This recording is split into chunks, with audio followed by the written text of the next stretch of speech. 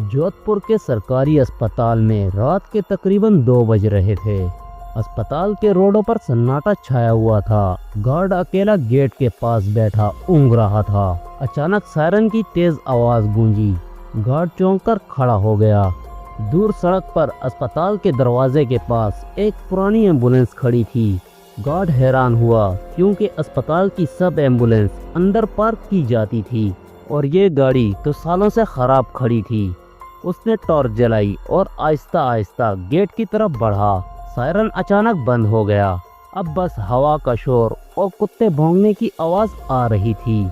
जब वो करीब पहुंचा तो देखा एम्बुलेंस के अंदर रोशनी जल रही है, लेकिन कोई नजर नहीं आ रहा था। एम्बुलेंस के दरवाजे पर जंग और पुराने खून जैसे धब्बे लगे हुए थे। गार्ड का दिल जोरों से धड़कने लगा। उसने दरवाज़ा खोला। एम्बुलेंस अंदर से खाली थी। बस एक पुरानी नर्स की टोपी और एक खून से लिथड़ी हुई फाइल पड़ी थी। शायद वो किसी पुराने मरीज की फाइल थी। गार्ड ने घबराकर फाइल उठाई और उसके अंदर कुछ पुरानी रिपोर्ट्स नज़र आ रही थी। उसने जल्दी से फाइल बंद कर दी। इतने में पीछे से किसी औरत की मध्यम आवाज़ आई। हम अस्पताल पहुंच गए थे मगर बचा ना सके। गार्ड ने पलटकर पीछे देखा। अंधेरे में सफ़ेद कपड़ों में एक औरत खड़ी थी। उसके चेहरे पर कोई तासुर न थे और आंखें सुर्ख जलती हुई। गार्ड के कदम जैसे ज़मीन में धंस गए। उसने कांपती आवाज़ में कहा, कौन हो तुम? औरत धीरे से बोली, मैं जीनत हूँ, नर्स थी यहाँ। फिर वो धुंध में गायब हो गई।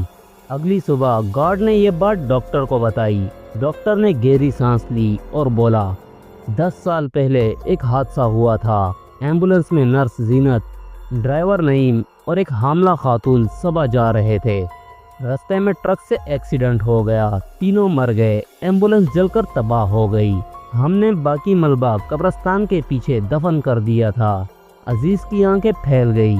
लेकिन सर, वो एम्बुलेंस अस्पताल के गेट के बाहर खड़ी थी। डॉक्टर ने कोई जवाब न दिया, बस बोला, शायद तुमने जो देखा वो आम आंख नहीं देख सकती। अगली रात गार्ड ने फैसला किया कि वो सच जानकर रहेगा। इसने मोबाइल का कैमरा गेट के सामने लगा दिया और छुपकर दूर से देखने लगा। अभी सिर्फ 11:15 ही हुए थे। सब कुछ खामोश था और फिर से वही आवाज़ आने लगी। एम्बुलेंस खुद ब खुद स्टार्ट हुई और उसके अंदर 2 साए हरकत कर रहे थे। ड्राइवर की सीट पर कोई झुककर बैठा था और नर्स की आवाज़ सुनाई दे रही थी, जल्दी करो नईम, मरीजा की सांस बंद हो रही है। गार्ड कांपने लगा। इसने मोबाइल जूम किया। धुंधली रोशनी में उसने देखा कि नर्स की आंखें खाली सुराखों जैसी लग रही थी। चेहरे पर गोश्त के बजाय सिर्फ जले हुए निशान थे। ड्राइवर का सर आधा कटा हुआ मगर गाड़ी चला रहा था। एम्बुलेंस आहिस्ता आहिस्ता गेट के अंदर दाखिल होने लगी। गार्ड के कदम खुद ब खुद उसकी तरफ बढ़ने लगे। ऐसा लगा जैसे कोई नामालूम ताकत उसे खींच रही हो। दरवाज़ा खुद ब खुद खुला और अंदर से आवाज़ आई, आओ, मरीज को अस्पताल पहुंचाना है। गार्ड ने अंदर कदम रखा। दरवाज़ा जोर से बंद हो गया। सायरन गूंज उठा। एम्बुलेंस अंधेरे में गायब हो गई। अगली सुबह अस्पताल में हलचल मच गई। गार्ड कहीं नहीं मिला। सिर्फ उसका मोबाइल फ़ोन गेट के पास पड़ा था जिसमें आखिरी वीडियो रिकॉर्ड हुई थी। वीडियो में नजर आ रहा था एम्बुलेंस की लाइटें जल रही थी और गार्ड आहिस्ता आहिस्ता आगे बढ़ रहा है। फिर अचानक खून से भरा एक सफ़ेद हाथ कैमरे पर आता है और उसके बाद एक चीख की आवाज़ और फिर वीडियो बंद हो गई। किसी को कुछ समझ न आई वो कहाँ गया। चंद दिन के बाद अस्पताल के स्टाफ ने फैसला किया कि पुरानी एम्बुलेंस को ख़त्म कर दिया जाए, मगर जब वो पार्किंग में गए तो वहाँ कोई एम्बुलेंस मौजूद ही ना थी, जैसे ज़मीन निगल गई हो।